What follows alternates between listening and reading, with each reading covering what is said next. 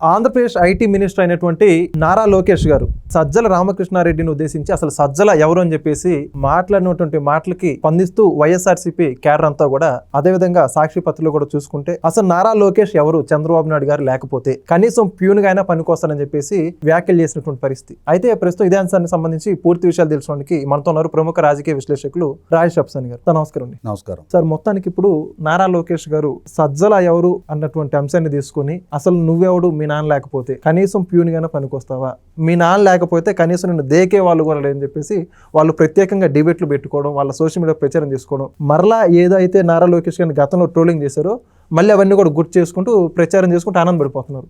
ఈ అంశం గురించి మీ మాటలు ఏమంటారు? ఇప్పుడు వాస్తవంగా నారా లోకేష్ చంద్రబాబు నాయుడు గారి అబ్బాయి అంటంలో ఎట్లాంటి డిస్ప్యూట్ లేదు. చంద్రబాబు నాయుడు గారి రాజకీయ వారసుడుగా తను ఇవాళ తెలుగుదేశం పార్టీలో క్రియాశీలకంగా వ్యవహరిస్తున్నారు అనటంలో కూడా డిస్ప్యూట్ లేదు. అది అందరికీ తెలిసిన జగమెరిగిన సత్యం. అయితే ఇక్కడ గమనించుకోవాల్సింది ఏంటి అంటే చంద్రబాబు నాయుడు గారి అబ్బాయి కాకుంటే నువ్వెవరు అంటున్నా YCP, doctor YS Rajasekhara Reddy కొడుకు కాకుంటే జగన్మోహన్ రెడ్డి ఎవరు? మరి దానికి కూడా సమాధానం చెప్పాలిగా. 1978 నుంచి కాంగ్రెస్ పార్టీలో శాసనసభ్యుడిగా, పిసిసి అధ్యక్షుడిగా, సిఎల్పి లీడర్గా, ముఖ్యమంత్రిగా వివిధ హోదాల్లో పనిచేస్తూ క్రమక్రమంగా ఆ పార్టీలో ఒక స్థాయికి దశాబ్దాల తరబడి కష్టం తర్వాత ఒక స్థాయికి ఆయన ఎమర్జ్ అయ్యాడు. ఆ పార్టీలో కానీ ఆయన రాజకీయ జీవితంలో కానీ ఒక్క గంట కూడా ఎప్పుడు కంట్రిబ్యూట్ చేయని వైఎస్ జగన్మోహన్ రెడ్డి ఆ తండ్రి కొడుకుగానే 2009 పార్లమెంట్ ఎలక్షన్స్ అప్పుడు ఏకైకన కడప పార్లమెంట్ అభ్యర్థిత్వం దక్కించుకున్నాడు. అంతకుముందు ఆ కాంగ్రెస్ పార్టీ కోసం పలానా ధర్నాలో పాల్గొన్నాడు, పలానా పబ్లిక్ మీటింగ్లో స్పీచ్ ఇచ్చాడు, వాళ్ళ నాన్న తరపున నియోజకవర్గంలో పలానా వాళ్ళ సమస్యలు పరిష్కరించాడు, పలానా ఊరికి రోడ్డు వేయించాడు, పలానా పేదవాళ్ళ పెళ్లికి సహాయం చేశాడు, లేదు మండు ఎండాకాలం దప్పికతో అలవాడిపోయే వాళ్ళ కోసం అని చెప్పని వాళ్ళ తాత పేరుటో వాళ్ళ నాన్న పేరుటో ఒక చలివేంద్రం పెట్టించి మంచినీళ్ళు పోసాడనే నేపథ్యం కూడా లేదు. కానీ లోకేష్ తాను 2017లో ఎమ్మెల్సీ అయ్యాడు. ఓకే. కానీ దానికన్నా ముందు 2009 అసెంబ్లీ ఎలక్షన్స్ అప్పుడే ఆ రోజు తెలుగుదేశం, టీఆర్ఎస్, కమ్యూనిస్టులు కలిపి మహాకూటమిగా పోటీ చేస్తున్నప్పుడు ఆ మహాకూటమి మేనిఫెస్టో రూపకల్పనలో నగదు బదిలీ అని చెప్పనే పథకాన్ని ప్రతిపాదించింది లోకేష్. ఓకే. ఈ అంశం ఆ రోజు మహాకూటమి పెద్దలే చెప్పడం జరిగింది. తనకెట్లా తెలిసింది? అది తాను స్టాన్ఫోర్డ్లో చదువుకొని ప్రపంచ బ్యాంకులో పనిచేస్తున్న సందర్భంలో దక్షిణ అమెరికాలో ఉన్న ఒక దేశంలో ఆ పథకం అమలు చేస్తున్న తీరును చూసి దాని మీద రీసెర్చ్ చేసి ఈ పథకాన్ని మనం కూడా ఇంప్లిమెంట్ చేస్తే బాగుంటుంది అని చెప్పని సజెస్ట్ చేసి దాని మేనిఫెస్టోలో పెట్టడం జరిగింది. ఆ తర్వాత 2014లో అప్పటికి పార్టీలో క్రియాశీలకంగా పనిచేస్తూ ఉన్నాడు. పార్టీ కార్యకర్తల సంక్షేమ నిధి పార్టీ ప్రధాన కార్యదర్శిగా దాన్ని ప్రతిపాదించడం జరిగింది. అతని ప్రతిపాదనని పార్టీ ఆమోదించి ఆనాడు జరిగిన మహానాడులో నేనున్నా. అప్పటికప్పుడు స్పందించిన ప్రజాప్రతినిధులు మొత్తం కూడా కార్యకర్తల సంక్షేమ నిధి కోసం విరాళాలు ఇచ్చారు. అలా కోట్ల రూపాయల విరాళాలు సేకరించి లక్షలాదిగా కష్టాల్లో ఉన్న కార్యకర్తల కోసం సహాయం చేయడం జరిగింది. ఆ తర్వాత పార్టీ సభ్యత్వ నమోదు దేశంలోనే మొట్టమొదటిసారిగా ఒక పార్టీ క్రియాశీలక సభ్యత్వం తీసుకున్న వాళ్ళకి 2 లక్షల రూపాయల ఇన్సూరెన్స్ అనే పథకాన్ని ప్రవేశపెట్టింది లోకేష్. మరి ఇదంతా తను పార్టీ నిర్మాణంలో పనిచేశాడు. జగన్మోహన్ రెడ్డి లాగా వాళ్ళ నాయన పదవిని అడ్డం పెట్టుకుని డైరెక్ట్గా ఎమ్మెల్యే టికెట్ తీసుకుని ఎలక్షన్స్లో కంటెస్ట్ చేయలా. పార్టీ నిర్మాణంలో క్రియాశీలకంగా వ్యవహరిస్తూ పార్టీలో అందరికీ తలలో నాలుగులాగా మారిన తర్వాత అతని సేవలని ప్రభుత్వంలో కూడా వినియోగించుకోవాలనే ఉద్దేశంతో 2017లో తన మంత్రివర్గంలో తీసుకున్నారు. అప్పటికి 8 సంవత్సరాలు అతను పార్టీలో పనిచేస్తున్నాడు. అంటే తనని తాను రుజువు చేసుకున్నాడు. ఈ రుజువు చేసుకునే క్రమంలో కూడా తను గ్రాడ్యుయేషను యుఎస్లో ఉన్న ప్రతిష్టాత్మక కార్నెగీ మెల్లన్ యూనివర్సిటీలో చేశాడు. మాస్టర్స్ ఎంబీఏ స్టాన్ఫోర్డ్ బిజినెస్ స్కూల్లో చేశాడు. తను ప్రపంచ బ్యాంకులో ఆల్రెడీ పనిచేస్తున్నాడు. ఇవాళ ఎవరో కిరాయికి పోస్టులు రాసేవాళ్ళు వచ్చి లోకేష్ ప్యూన్ పదవికి కూడా పనికిరాడు. రాజకీయ నేపథ్య పరంగా చూసుకున్నా, కుటుంబ చరిత్ర పరంగా చూసుకున్నా జగన్మోహన్ రెడ్డి పుట్టే నాటికి వాళ్ళ నాయన ఎమ్మెల్యే కూడా కాదు. కానీ లోకేష్ పుట్టే నాటికి అప్పటికి వాళ్ళ నాయన మంత్రిగా చేస్తున్నారు, వాళ్ళ తాత ముఖ్యమంత్రి రాష్ట్రానికి.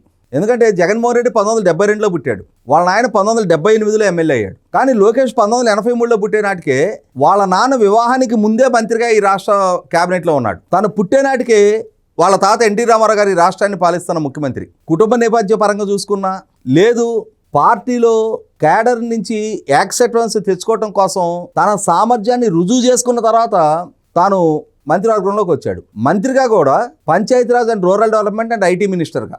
ఆ రోజుల్లో ఎస్సీ సప్లాన్ అండ్ ఎన్ఆర్జీసీ ఫండ్స్ని ఇంటిగ్రేట్ చేసి గ్రామీణ ప్రాంతాల్లో 25,000 కిలోమీటర్ల సీసీ రోడ్ ఫార్మేషన్ తన వల్ల జరిగింది. తాను పంచాయతీరాజ్ అండ్ రూరల్ డెవలప్మెంట్ మినిస్టర్గా ఉండగా కేంద్ర ప్రభుత్వం నుంచి 670 అవార్డులు ఆ విభాగానికి దక్కించుకోవడం జరిగింది. 670 అంటే 2019 ఎన్నికల్లో తాను పోటీ చేయడానికి ముందే తన సామర్థ్యాన్ని అటు పార్టీలో ప్రధాన కార్యదర్శిగా ఇటు ప్రభుత్వంలో మంత్రిగా, అదే క్రమంలో తాను ఐటీ మినిస్టర్గా, ఐటీ మ్యాప్లోనే లేని ఆంధ్రప్రదేశ్ రాష్ట్రంలో హెచ్సిఎల్ లాంటి ప్రతిష్టాత్మక సంస్థ విజయవాడలో గ్రౌండింగ్ అవ్వటంలో తనది కీలక భూమిక. మరి ఇది లోకేష్ ఎవరు అంటున్న వాళ్ళకి సమాధానం. నేను ఇంకా 2019 ఎన్నికల్లో ఓటమి చెందిన తర్వాత అవన్నీ కూడా మాట్లాడదాం.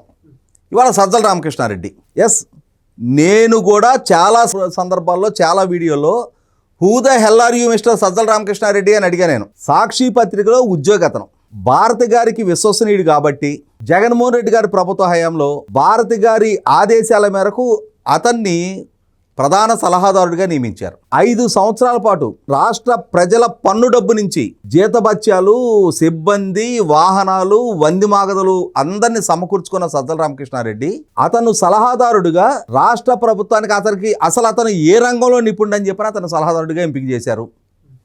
అతన్ని ప్రభుత్వం ఏ అంశాల్లో సలహాలు అడిగింది, ఏ అంశాల పట్ల ఇతను తన సలహాలు ప్రభుత్వానికి ఇచ్చాడు, ఇతనిచ్చిన సలహాలని ప్రభుత్వం ఏ అంశాల్లో పరిగణలోకి తీసుకుంది, అలా తీసుకున్న సలహాల వల్ల ఈ రాష్ట్ర ప్రజలకు వనగూరిన ప్రయోజనం ఏంటో మొట్టమొదటి అతను చెప్పను. ఎందుకంటే జగన్మోహన్ రెడ్డి పాలనా హయాంలో 670 కోట్ల రూపాయలు మొత్తం సలహాదారుల మీద ఖర్చు పెట్టడం జరిగింది అని చెప్పని ఎన్నికలకు ముందే రైట్ టు ఇన్ఫర్మేషన్ యాక్ట్ ప్రకారం అప్లై చేసిన ఒక వ్యక్తికి ప్రభుత్వం అధికారికంగా సమాచారం ఇచ్చింది. ఈ 670 కోట్ల రూపాయల్లో సజ్జల రామకృష్ణారెడ్డి మెయింటెనెన్స్ కోసం 160 కోట్ల రూపాయలు ఖర్చు పెట్టబడింది అని చెప్పని అధికారికంగా ప్రభుత్వం ఇచ్చిన వివరాల ద్వారా నిర్ధారణ అయింది. మరి ఆ రోజుల్లో ఈ సజ్జల రామకృష్ణారెడ్డి ప్రభుత్వ సలహాదారుడిగా కొనసాగుతూ సైమల్టేనియస్గా వైసీపీ ప్రధాన కార్యదర్శిగా కూడా కొనసాగాడు. అసలు ఒక రాజకీయ పార్టీ అఫిలియేషన్ కలిగి ఉండి రాజకీయ పార్టీలో పదవి కలిగి ఉన్న వ్యక్తిని ప్రభుత్వ సలహాదారుడిగా నియమించటమే ఒక బూతు, అది ఒక చట్ట వ్యతిరేకం. అలా నియమించిన జగన్మోహన్ రెడ్డి దోషే, అలా నియమించబడి ప్రజల డబ్బు తింటున్న సజ్జల రామకృష్ణారెడ్డి కూడా దోషే. మీకు ఒక అంశం గుర్తు చేస్తా. ఎన్నికలు నోటిఫికేషన్ విడుదలైన తర్వాత బద్వేలు ఆర్టీసీ డిపోలో ఆ రోజు సచివాలయ ఉద్యోగుల సంఘ అధ్యక్షుడిగా ఉన్న వెంకటరామరెడ్డి అనే అతను ఆర్టీసీ కార్మికులతో వైసీపీకి ఓటేయండి అని చెప్పని ప్రచారం చేశాడు అని చెప్పని ఎలక్షన్ కమిషన్ అతని ఉద్యోగం నుంచి సస్పెండ్ చేసింది. అంటే ప్రభుత్వ ఉద్యోగిగా ఉండి ప్రజలు కట్టిన పన్ను నుంచి జీతం తీసుకుంటూ రాజకీయ కార్యకలాపాల్లో ఇన్వాల్వ్ కావడానికి వీల్లేదు అని చెప్పని. ఇక్కడ గమనించుకుంటే తెలుగుదేశం పార్టీ కేంద్ర కార్యాలయం మీద దాడి జరిగిన రోజున సజ్జల రామకృష్ణారెడ్డి ఆదేశాలతో ఈ దాడి జరిగింది అని చెప్పని అతను పిలిచి విచారించిన సందర్భంలో అతను చెప్పింది ఏంటి? నేను బద్వేలు ఉప ఎన్నికల ప్రచారంలో ఉన్నా అని చెప్పాడు. ప్రభుత్వ సలహాదారుడిగా ప్రజలు కట్టిన పన్ను నుంచి జీతం తీసుకుంటా నువ్వు బద్వేలు ఉప ఎన్నికల ప్రచారంలో ఎలా పాల్గొంటావు? అసలు పాల్గొనే హక్కు, నైతికత నీకు ఎక్కడుంది? ఇన్ని ఉల్లంఘనలకు నువ్వు పాల్పడ్డావు. అక్కడికి పరిమితం అయ్యావా? గుంటూరు జిల్లాలో దళిత మహిళకి హోంమంత్రి పదవి ఇచ్చాము అని చెప్పని ఆర్భాట ప్రచారం చేసుకొని అదే గుంటూరు పట్టణంలో ప్రభుత్వ భవనాలు ఓపెన్ చేసే క్రమంలో దళిత మహిళా హోంమంత్రిని పక్కనకు పెట్టి ఈ సజ్జల రామకృష్ణారెడ్డి ఒక సలహాదారుడు మాత్రమే, క్యాబినెట్ మినిస్టర్ ఆమెను కాదు అని చెప్పని ఇతను ప్రభుత్వ భవనాలు రిబ్బన్ కట్ చేసి ఓపెన్ చేశాడు. ఇన్ని ఉల్లంఘనలకి అతిక్రమణకి పాల్పడ్డ సజ్జల రామకృష్ణారెడ్డి అదే సందర్భంలో చంద్రబాబు నాయుడు గారు అరెస్టు జరిగిన 2023 సెప్టెంబర్ 9వ తారీఖు ఆ రోజు ఇతను ప్రెస్ మీట్ పెట్టి మాకున్న బలానికి బలగానికి తండ్రి కొడుకులను భూస్థాపితం చేస్తామని చెప్పని బెదిరింపులకి పాల్పడ్డాడు. ఇన్ని ఉల్లంఘనలు, ఇన్ని బెదిరింపులు అతని నుంచి రాష్ట్రం చూసిన తర్వాత అతను ఇంకొక మగలక్ష్మీ పార్వతిలాగా రాజ్యాంగేతర శక్తిగా ఆ పార్టీలో ప్రభుత్వంలో వ్యవహరిస్తున్నాడు అని చెప్పని ఆ పార్టీ నుంచి విభేదించి బయటకు వచ్చిన ప్రతి ఒక్కళ్ళు అతన్ని దుమ్మెత్తి పోసిన తర్వాత అతను ఎవరు, అతన్ని మేము ఎందుకు భరించాలి, అతను ఏదైనా ఒక్క రోజైనా సరే వైసీపీ జెండా పట్టుకొని ఆ పార్టీకి కృషి చేశాడా? లేదు.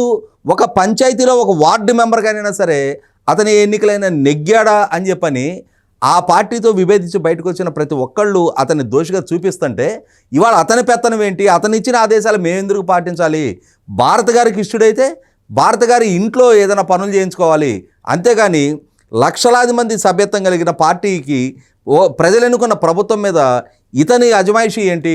ఇతను సలహాదారుడిగా ఉండి ప్రభుత్వ ఉద్యోగులతో పిఆర్సీ రికమెండేషన్స్ మీద జరిగే చర్చల్లో కూడా ఇతను ఎలా భాగస్వామి అవుతాడు అని చెప్పని ప్రభుత్వ ఉద్యోగులే చాలామంది నాతో కూడా చెప్పడం జరిగింది. ఇతనికి ఏం సంబంధం అని చెప్పని. అటువంటి ఒక రాజ్యాంగేతర శక్తిగా అటు వైసీపీ పార్టీలో ఇటు ప్రభుత్వంలో కూడా వ్యవహరించిన సజ్జల రామకృష్ణారెడ్డి జగన్మోహన్ రెడ్డి ఓటమిలో అతనిది కూడా కీలక పాత్ర. వాస్తవాలు జగన్మోహన్ రెడ్డికి తెలియనీయకుండా, క్యాడర్ని జగన్మోహన్ రెడ్డికి చేరువు కానివ్వకుండా, నాయకులని జగన్మోహన్ రెడ్డిని కలవనీయకుండా చేసి 5 సంవత్సరాల సజ్జల రామకృష్ణారెడ్డి నిర్వాహక పర్యవసానం ఇవాళ వైసీపీ పార్టీ 151 నుంచి 11 స్థానాలకు పరిమితమైంది. అదే నారా లోకేష్ 2019లో తాను ఎదుర్కొన్న మొట్టమొదటి ఎన్నికల్లో ఓటమి చవిచూశాడు. ఆ ఓటమి చవిచూసిన తర్వాత అతన్ని ఆ ఎన్నికలకు ముందు ఇలానే సోషల్ మీడియాలో హేళన చేశారు. అతను ఒక నాన్ సీరియస్ పాలిటిషియన్ అన్నారు, తండ్రి పేరు చెప్పుకొని చలామణి అవుతున్నాడు, చెట్టు పేరు చెప్పుకొని కాయలు అమ్ముకుంటున్నాడు అన్నారు, తన్ని పప్పు అన్నారు, తనకి తెలుగు భాష మీద పట్టు లేదు అన్నారు, మీడియాని అడ్రస్ చేయలేడు అన్నారు, ప్రసంగించడం చేత కాదు అన్నారు, మంగళగిరి అని తన నియోజకవర్గ పేరును కూడా స్పష్టంగా పలకలేడు అన్నారు. అదే క్రమంలో సిఐఏ కన్వెన్షన్స్ జరిగిన సందర్భంగా 25 లక్షల రూపాయల స్నాక్స్ తినేసిన తిండిపోతూ అన్నారు, హాయిలాండ్ కొట్టేసిన అవినీతిపరుడు అన్నారు. ఈ ఆరోపణలు, ఈ అవహేళనలు, వీటిని అన్నిటినీ బాడీ షేమింగ్లు, మార్ఫింగ్ ఫోటోలు, మార్ఫింగ్ వీడియోలు, ఇవన్నీ అతను 2019 ఎన్నికలకు ముందు నుంచి చవిచూస్తూనే ఉన్నాడు. వాటిని సవాళ్ళుగా తీసుకొని తనను తాను మార్చుకొని తన ఆహార్యం మార్చుకున్నాడు, తాను మీడియాని అడ్రస్ చేసే అప్రోచ్ మార్చుకున్నాడు, విషయ పరిజ్ఞానం పెంచుకున్నాడు, వాగ్దాటి పెంచుకున్నాడు, తెలుగు భాష మీద పట్టు సంపాదించాడు, క్యాడర్కి చేరువవుతా ఉన్నాడు. 2019-24 మధ్యకాలంలో జగన్మోహన్ రెడ్డి పాలనా హయాంలో జగన్మోహన్ రెడ్డి ప్రభుత్వం మీద సూటిగా స్పష్టంగా విషయ పరిజ్ఞానంతో విమర్శలు ఎక్కువ పెడతా ఉన్నాడు.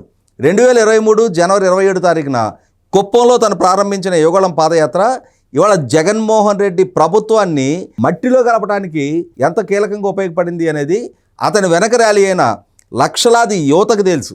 ఇవాళ 20 లక్షల ఉద్యోగ కల్పన ఈ రాష్ట్ర యువతకి అందిస్తాము అని చెప్పని చేసిన వాగ్దానానికి అనుగుణంగా 21 నెలల కాలంలో 21 లక్షల కోట్ల రూపాయల పారిశ్రామిక ఒప్పందాలు ఖరారు కావడంలో అతని పాత్ర ఏంటనేది ఈ రాష్ట్రానికి ఒక స్పష్టత ఉంది, దేశానికి స్పష్టత ఉంది.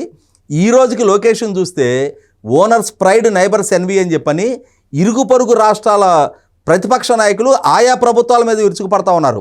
వై కాంట్ యూ, లోకేష్ మాత్రమే అన్ని లక్షల కోట్ల రూపాయల పారిశ్రామిక పెట్టుబడులు ఆంధ్రప్రదేశ్కి ఎలా తీసుకెళ్ళగలుగుతా ఉన్నారు, పాలకులుగా మీరేం చేస్తున్నారు అని చెప్పని తమిళనాడు పాలకుల్ని, కర్ణాటక పాలకుల్ని, అలాగే తెలంగాణ పాలకుల్ని అక్కడున్న ప్రతిపక్షాలు విమర్శిస్తూ ఉన్నాయి. తన పనితీరు ఆధారంగా, తన ప్రవర్తన ఆధారంగా, మెరుగుపరుచుకున్న తన ఆహార్యం ఆధారంగా ఇవాళ ప్రజలకు చేరువవుతున్న లోకేష్ ఎక్కడ కేవలం సాక్షిలో పనిచేసిన ఒక ఉద్యోగిగా తప్ప ఏ స్థాయి రాజకీయ నేపథ్యం కానీ, ఏ స్థాయి పాలనా అనుభవం కానీ లేకుండా 6 సంవత్సరాలుగా పరాన్న బుక్కులాగా ఆంధ్రప్రదేశ్ పౌర సమాజపు సొమ్ము తింటా ఉన్న సజ్జల రామకృష్ణారెడ్డి ఎక్కడా అని చెప్పని ఇవాళ రాష్ట్రానికి ఒక స్పష్టత ఉంది. ఓడిన అదే నియోజకవర్గంలో 91,500 మెజార్టీతో గెలిచిన లోకేష్ తన సామర్థ్యం ఏంటి అనేది సవాల్గా తను రుజువు చేసుకున్నాడు. ఈ సజ్జల రామకృష్ణారెడ్డిని ఎక్కడైనా ఎప్పుడైనా ఒక పంచాయతీ వార్డు మెంబర్గానైనా సరే నెగ్గిన తర్వాత ఆ రోజు లోకేష్తో సమానం అని చెప్పని చెప్పదలుచుకుంటే ఆ సాహసం వాళ్ళని చేయమనండి. Thank you. నమస్కారం. Please subscribe to Leo News for more videos.